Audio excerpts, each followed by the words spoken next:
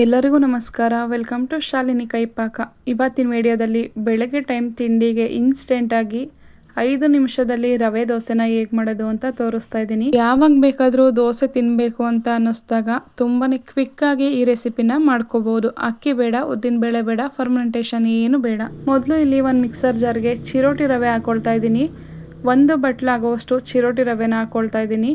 1 spoon ಕಡಲೆ ಹಿಟ್ಟು, 1 spoon ಗೋಧಿ ಹಿಟ್ಟು, ರುಚಿಗೆ ತಕ್ಕಷ್ಟು ಉಪ್ಪು, ಅರ್ಧ ಬೌಲಾಗುವಷ್ಟು ಮೊಸರು, ರುಬ್ಬೋದಕ್ಕೆ ಬೇಕಾದಷ್ಟು ನೀರನ್ನು ಹಾಕ್ಕೋಬೇಕು. ನೀರನ್ನು ನೋಡಿ ಹಾಕ್ಕೊಳ್ಳಿ. ಈ ರೀತಿ ಒಂದು ಸಲ ಚೆನ್ನಾಗಿ ಮಿಕ್ಸ್ ಮಾಡ್ಕೋಬೇಕು. ಮತ್ತೆ ಒಂದು ಸ್ವಲ್ಪ ರುಬ್ಬೋದಕ್ಕೆ ನೀರು ಬೇಕು ಅಂತ ಅನಿಸಿದ್ರೆ ಮತ್ತೆ ಒಂದು ಸ್ವಲ್ಪ ನೀರನ್ನು ಹಾಕ್ಕೊಂಡು ದೋಸೆ ಬ್ಯಾಟರ್ ಕನ್ಸಿಸ್ಟೆನ್ಸಿಗೆ ರುಬ್ಬಿ ಇಟ್ಕೋಬೇಕು. ದೋಸೆನ ಇನ್ಸ್ಟೆಂಟಾಗಿ ಮಾಡಿದ್ರೂ ಟೇಸ್ಟ್ ಅಂತೂ ತುಂಬಾ ಚೆನ್ನಾಗಿರುತ್ತೆ. ತುಂಬಾ ಕ್ರಿಸ್ಪಿಯಾಗಿ ದೋಸೆ ಬರುತ್ತೆ. ಮಧ್ಯಾಹ್ನ ಲಂಚ್ ಬಾಕ್ಸ್ಗೂ ಕೂಡ ಆರಾಮಾಗಿ ಮಾಡ್ಬೋದು. ಟೇಸ್ಟ್ ಅಂತೂ ತುಂಬಾ ಚೆನ್ನಾಗಿರುತ್ತೆ. ಇವಾಗ ನೋಡಿ ದೋಸೆ ಬ್ಯಾಟರ್ ಕನ್ಸಿಸ್ಟೆನ್ಸಿಗೆ ರುಬ್ಬಿ ಇಟ್ಕೊಂಡಿದ್ದೀನಿ. ಇವಾಗ ಒಂದು ಮಿಕ್ಸಿಂಗ್ ಬೌಲ್ಗೆ ದೋಸೆ ಬ್ಯಾಟರ್ನ ಹಾಕ್ಕೊಳ್ತಾ ಇದ್ದೀನಿ. ರವೆ ದೋಸೆ ಮಾಡಿದ್ರೂ ಕೂಡ ನೆನೆಸೋ ಅವಶ್ಯಕತೆ ಇರಲ್ಲ. ರುಬ್ಬಿದ ತಕ್ಷಣ ರವೆ ದೋಸೆನ ಮಾಡ್ಕೋಬೋದು. ಇವಾಗ 1 ಅಥವಾ 2 ಚಿಟಿಕೆ ಆಗುವಷ್ಟು ಅಡುಗೆ ಸೋಡಾನ ಹಾಕ್ಕೊಳ್ತಾ ಇದ್ದೀನಿ. ಸೋಡಾ ಬೇಡ ಅಂತ ಅಂದರೆ ಈನೋ ಕೂಡ ಯೂಸ್ ಮಾಡ್ಬೋದು.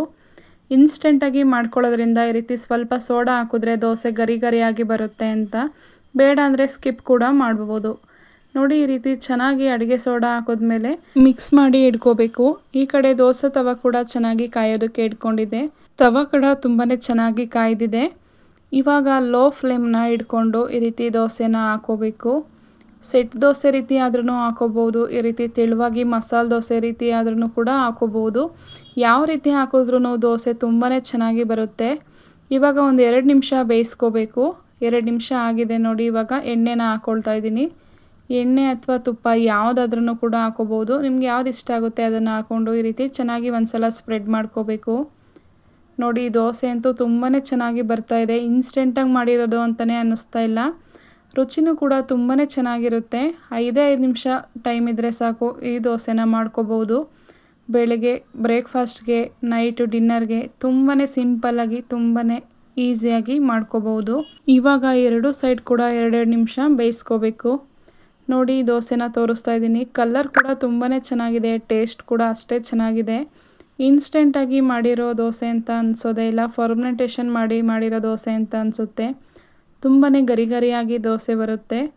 ನೋಡಿ ಮತ್ತೊಂದು ದೋಸೆನ ತೋರಿಸ್ತಾ ಇದ್ದೀನಿ. ಸೇಮ್ ಇದೇ ರೀತಿ ದೋಸೆನ ಹಾಕ್ಕೊಂಡ್ರೆ ಆಯಿತು. 2 ನಿಮಿಷ ಬೇಯಿಸ್ಕೊಂಡ್ರೆ ತುಂಬಾ ಟೇಸ್ಟಿಯಾಗಿರೋವಂಥ ರವೆ ಮಸಾಲೆ ದೋಸೆ ರೆಡಿ ಆಗುತ್ತೆ.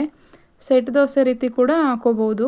ಯಾವುದೇ ಬೇಳೆ, ಅಕ್ಕಿ ಹಿಟ್ಟು ಯಾವುದನ್ನು ಬಳಸ್ತಾ ಇಲ್ಲ. ಮೈದಾ ಕೂಡ ಹಾಕಿಲ್ಲ. ನೋಡಿ ಎಷ್ಟು ಚೆನ್ನಾಗಿ ದೋಸೆ ಬರ್ತಾಯಿದೆ ಅಂತ. ತುಂಬಾ ಈಸಿಯಾಗಿ ತುಂಬಾ ಟೇಸ್ಟಿಯಾಗಿ ಈ ದೋಸೆನ ಮಾಡ್ಕೋಬೋದು. ದೋಸೆ ಕಾಂಬಿನೇಷನ್ ಆಗಿ ಆಲೂಗಡ್ಡೆ ಪಲ್ಯ ಅಥವಾ ಸಾಗು ಅಥವಾ ತೆಂಗಿನಕಾಯಿ ಚಟ್ನಿ ಮೊಸರು ಜೊತೆ ತುಂಬಾ ಚೆನ್ನಾಗಿರುತ್ತೆ. ಇದೇ ರೀತಿ ಎಲ್ಲ ದೋಸೆನೂ ಹಾಕ್ಕೊಂಡ್ರೆ ಆಯಿತು. ತುಂಬಾ ರುಚಿಕರವಾದಂತಹ ರವೆ ಮಸಾಲೆ ದೋಸೆ ರೆಡಿಯಾಗಿದೆ. ನಾನಿಲ್ಲಿ ತೆಂಗಿನಕಾಯಿ ಚಟ್ನಿ ಜೊತೆ ಸರ್ವ್ ಮಾಡ್ತಾಯಿದ್ದೀನಿ. ಟೇಸ್ಟ್ ಅಂತೂ ತುಂಬಾ ಚೆನ್ನಾಗಿತ್ತು. ನೋಡಿದ್ರಲ್ವ ಇನ್ಸ್ಟೆಂಟ್ ರವೆ ದೋಸೆ ಹೇಗೆ ಮಾಡೋದು ಅಂತ. ಈ ವಿಡಿಯೋ ಇಷ್ಟ ಆಗಿದ್ರೆ ವಿಡಿಯೋಗೊಂದು ಲೈಕ್ ಮಾಡಿ. ದಯವಿಟ್ಟು ಯಾರೆಲ್ಲ ಹೊಸದಾಗಿ ನನ್ನ ಚಾನಲ್ನ ನೋಡ್ತಾ ಇದ್ದೀರಾ ಪ್ಲೀಸ್ ಸಬ್ಸ್ಕ್ರೈಬ್ ಮಾಡಿಕೊಂಡು ಸಪೋರ್ಟ್ ಮಾಡಿ. ಈ ರೆಸಿಪಿ ನಿಮಗೂ ಇಷ್ಟ ಆಗಿದ್ರೆ ನಿಮ್ಮ ಫ್ರೆಂಡ್ಸ್ ಫ್ಯಾಮಿಲಿ ಜೊತೆ ಶೇರ್ ಮಾಡೋದನ್ನು ಮರಿಬೇಡಿ. Thank you for watching.